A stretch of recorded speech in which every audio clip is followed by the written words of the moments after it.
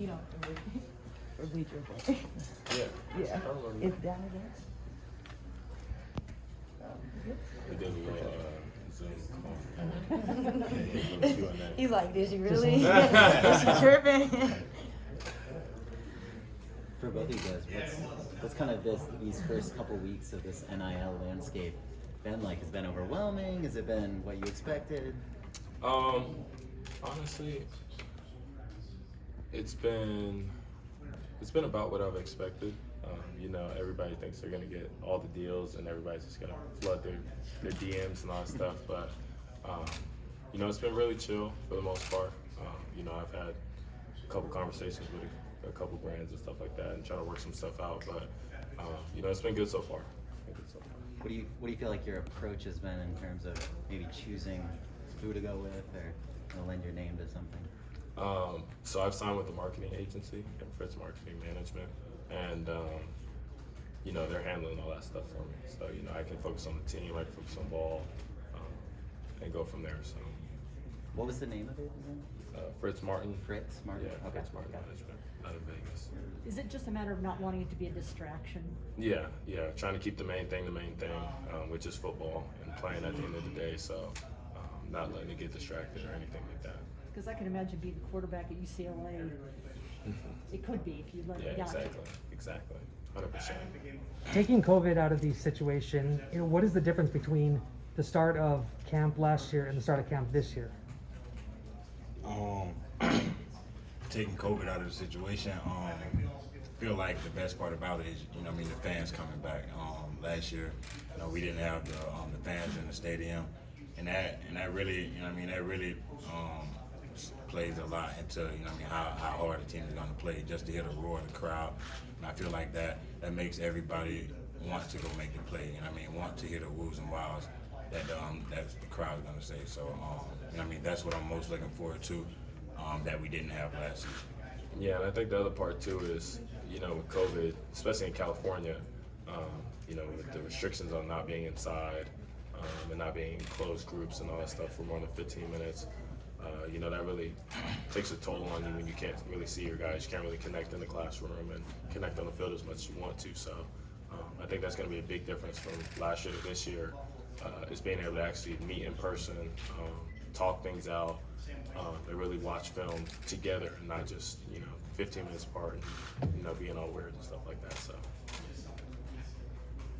what is you guys' majors, and what's the favorite class you've taken at UCLA? So my major is sociology, and favorite class I've taken probably on dinosaurs. Yeah, I took a class on dinosaurs. It was pretty cool. What's your favorite dinosaur? Obviously everybody wants to say the T-Rex, but I don't even think the T-Rex is real, to be so honest with you. But probably another fun fact too, a lot of the dinosaurs in Jurassic Park are not real, by the way. So just sorry to spoil it for everybody, but yeah. For me, my major is education. I'm actually in the #1 education program in the country.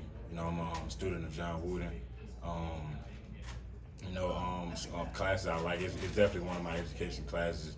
Basically, just study the philosophies of different coaches, and just trying to tie their philosophies into the coach that I may be one day, and things that I'll do after football. So it's definitely been interesting. Studying coaches like my head coach, like Chip Kelly, John Wooden, Sue Inquist, many others. UCLA greats has actually been there. How do you feel like, how does UCLA kind of help you guys be good students as well as good athletes? Yeah, I think when you go to the #1 public school in the country, and then as well as being coached by Chip Keller, you tie everything together, and it makes it all go around, and it really helps you out in the long run. And everybody talks about it's a 40-year decision, not a 4-year decision, and I think that's what you get out of UCLA. Yeah, for me.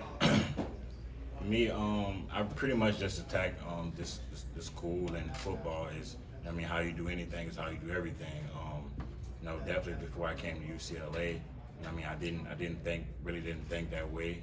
As far as how serious school was, but being at UCLA, being amongst people who have a drive to be great in the classroom, and just as much they want to be great on the field.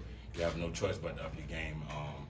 Feel like me being a leader on the team, you know what I mean, as far as football, I mean, it'll be bad on me if I'm not performing at a high level in the class as well. So, you know, I have back-to-back semester 4.0 all A's. So it's definitely, you know what I mean, how you do anything, how you do everything. You guys were 3-4 last year, but you were pretty much 19 points away from being undefeated. Does that hang on you? Does that do you guys, you know, carry a chip on your shoulder? You know, what does that do heading into this season? You know, when you're that close, I think you said 19. It's actually 15 too, so that makes it even worse. But no, yeah, when you know you're that close, you know, it only eats you alive at night, and so you know, it's definitely a lot of self-reflecting and going back and watching film and seeing what you did wrong. Because when you know you're that close, you know you just have to fix a few things, tweak a few things here and there, and you're right there. So I think that's the mindset right now, is we know we're right there. We just gotta put the work in and go to work every day and let the chips fall where they land. So. What are some of those things that you felt like needed to be tweaked? That's a great question. Some things I feel like need to be tweaked was, you know, I mean, for me, being in the secondary, and you know, I know that this team is gonna go how far the secondary takes us, and I mean, I tell the guys every day, you know what I mean, we have to come out here and perform, guys. Like, that's the only way that we're gonna have that big year that we want to have. You know what I mean, it's gonna start here, right here in this room, and the guys are up for the task. You know, they're coming every day and being ready for whatever comes their way, and just really excited for the season to be here. Yeah, just to add on to that, I think the leaders in the group have really stepped up, done a lot of self-reflecting, like I said, looked themselves in the mirror, and so with all that being said, you know, I think it's a we not me team now. You know, we had a lot of individuals trying to win the games for us, and instead of a whole team, right? So when you're fighting as one and when you're a fist, I think you can go a long way. So I think that's where we're at right now. Q, you put out a tweet to Dorian saying it's time to elevate, I believe. Yeah. What was the inspiration behind that, and what were you trying to? What message were you getting across? So we was actually just sitting in the room and just talking about, you know, how big this season is for us, and I mean, how many people are expecting, you know, big things out of the Bruins. You know, I mean, we got our coaches expecting big things out of us, got our players expecting big things out of us, teachers. So just elevate all around, you know, elevate just being the best you can be. That's what I told him. So this year we're gonna just attack the season like that. Like, we simply want to be the best, and you know what I mean, it's time to put in work. We got 30 days, I mean, like roughly 30 days left before the season starts. So it's time to elevate. It's time to go to camp and really grind and really come out victorious on top this season. You had several alumni go crazy when UCLA switched to the Jordan brand. Being the first team to actually don uniforms with the Jordan logo, what does that mean to you all? Yeah, exactly. You know, here at UCLA, we're striving to be the best, right? So in order to be the best, you got to surround yourself with the best. And so I feel like Jordan brand is the best, and that's what we're gonna rock this year, and we're gonna put off the Jordan brand. Yeah, not only for us, I feel like the Jordan brand is huge for, you know, recruiting. I mean, every player in the country wants to put on a pair of Jordans. You know what I mean? I was that guy. Jordan 1s, whatever Jordans it is, but you know, just having Jordan gear and Nike gear, I mean, every player wants to put that on. So I feel like it's huge for us. And I remember when I first tried the Jordan gear on, the Jordan cleats on, I kept them on the whole day. I didn't want to take them off, man. Literally. Even yeah, like even with the new workout clothes, you know what I mean? While you're working out, you're looking down at it. The shirts, I mean, they barely get wet. They're dry fit, all of that. So really nice clothes and gear that we have, and it'll look better with wins beside it. So that's what we're trying to do. Are you guys customizing any cleats, any retros? It's in the works. I can't say much now, but yeah, so it's definitely. What message would you guys give to recruits as to why they should come to UCLA? Message that I would give to them, you know what I mean, if you want to be around a whole bunch of guys that is really going to push you to be as best as you can be, you want to be in a great program, not only the program, but I mean the academic side of things. I mean, that's huge for everyone. I mean, everyone is not going to be fortunate enough to make it to the NFL, but at this place, I mean, we have many resources, many things that is going to take you far in life, and I feel like as a recruit, if you come here, you'll be setting yourself up to be greater in life. Like for me, for instance, you know, since I've been here, I mean, things just been unrolling for me, just going upward for me. So I'm a living testimony of what UCLA would do for you, and to all the recruits out there, come get this Jordan gear. Come and we're looking forward to you, man. Go Bruins. Question for both of you. How much has the offense improved and how much has the defense improved from last year? I'll speak on the offensive side. So from an offensive standpoint, I think just growing with Chip, you know, Chip's growing every day too. And so growing with him, he's getting new staff members in there. He's getting guys that, you know, want to coach, want to be there, want to pour their all into their players. And so when you get that and we feel that, we want to work for them too. So I think everybody right now is working together. Again, this group came in with Chip. So, you know, we know the offense. We know what he's looking for. We know his style of play and stuff like that too. So putting all that together, I think the offense is much improved, and it's the best offense we've had since I've been here at least. Yeah, for me, how did this team improve? How did this defense improve? Say the biggest thing is with the return of production that we have coming back. Each player know exactly what to do, and you know, what I mean, where they fit within the scheme, and I mean, what exactly the coach is asking of us. And with that, you know, I mean, we're able to pass it along and give the younger guys, you know, what I mean, exactly what they need to see. You know, what I mean, they see the older guys doing things a certain type of way. I feel like, you know, what I mean, that's just something that is just going to keep us just going forward. And you know, what I mean, we have a lot of players. We have 11 players on the field that wants to make the play. Each player wants to get that TFL. Each player wants to get that interception. You know, so with that, when you got a team full of players like that, I feel like you can't do nothing but go upward. What makes Coach Kelly smile? Does he smile? He does. What is it that gets him smiling? Touchdowns and wins. Yeah, for sure.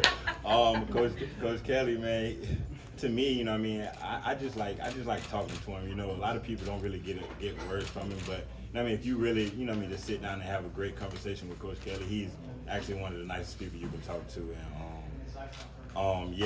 so I enjoy that every day. You know, what I mean, I enjoy it with all the coaches, not just Coach Kelly too. And we asked the Stanford players about their locker room. A couple years ago, Krista McCaffrey said all they do is homework in there, but they told us they don't. They do other things. They discuss politics. They do dance and have fun and play around. What's your locker room like?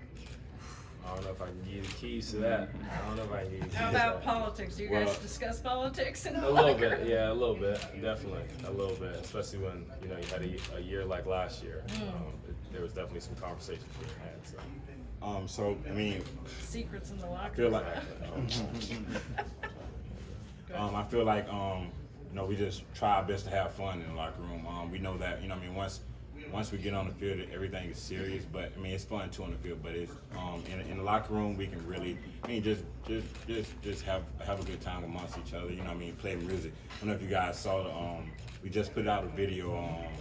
A video just went out. You know, what I mean, in the locker room, the lights was flashing, music playing.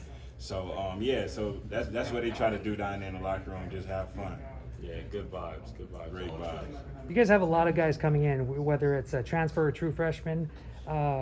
Just with summer workouts, who's impressed you with their work ethic, their energy? You know, who are a couple guys that we might be able to see break out the season? Well, my guy and the guy who's gonna have a really big year is Zach Charbonnet from Michigan. So, and need to explain. You guys are gonna see what he can do on August 28th. So, man, we have a couple on the defensive side of the ball. We have a freshman, Devin Kirkwood. You know, what I mean, he's been balling. You know, what I mean, he's everything that you would want out of freshman. He has confidence. He has the size. He has the athletic ability. And pretty much learning the playbook is as quick as we need him to learn it. We have OBE Bo that's, you know, what I mean, has made tremendous strides on the defensive side of the ball. It's going to help us tremendously. We have Mo Osley, we have Blaylock, Quentin Lake. I mean, pretty much everyone has showed bits and pieces of you know, what I mean, growth, bits and pieces of growth, and that's a great thing. How much of that Alabama flair does DeShawn Morel bring? Say that again? How much of that Alabama Oh, flair yeah. does Hey, DeShawn hey, Morel he a bring? country boy through and through. Yeah. He a country boy through and through. I love DeShawn. He's going to do great things for us too. Our coaches are really high on him. Just seeing him in summer workouts, he's really busted his butt this off season, and yeah, he's gonna get some playing time this year for sure. Sure. Dorian, I saw an Instagram video where you guys had a chessboard out during practice. How did that kind of come about? Or Yeah, so we have chess, I guess, tournaments per se, kind of tournaments with our chess mentor, Steph Mikowski, and he comes every Monday at 4:30. So that's what that was. But yeah, we get after it on the chessboard, man. It's fun. Game's always growing. You're always learning something, just like football, and it can really be applied to all aspects of life. So does it get competitive at all? oh, competitive, and also. Well, I got y'all on the mic. I heard Kayvon Thibodeau plays chess too, and I want his fans. So I'm calling him out now. How